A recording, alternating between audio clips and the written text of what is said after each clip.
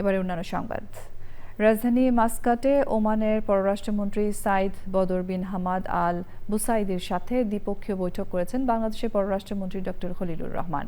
যদিও বহুল প্রতীক্ষিত শ্রমিক ভিসা চালুর বিষয়ে বৈঠকে সরাসরি কোনো আলোচনা হয়নি, তবে আশা করা হচ্ছে উচ্চ পর্যায়ের এই সাক্ষাতের কারণে নিকট ভবিষ্যতে ভিসা নিয়ে ভালো খবর আসতে পারে।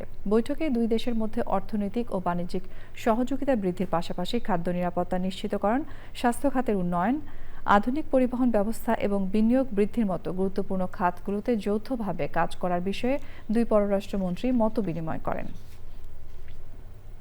ইরান যুদ্ধ নিয়ে যুক্তরাষ্ট্র ও যুক্তরাজ্যের সম্পর্কের টানাপোড়েনের মধ্যেই ওয়াশিংটন সফরে যাচ্ছেন ব্রিটিশ রাজা তৃতীয় চার্লস ও রানী ক্যামিলা।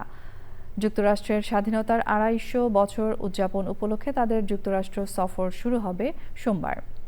রাজার ৪ দিনের রাষ্ট্রীয় সফর দুই দেশের সম্পর্ক মেরামতে সহায়ক হবে বলে আশা করা হচ্ছে।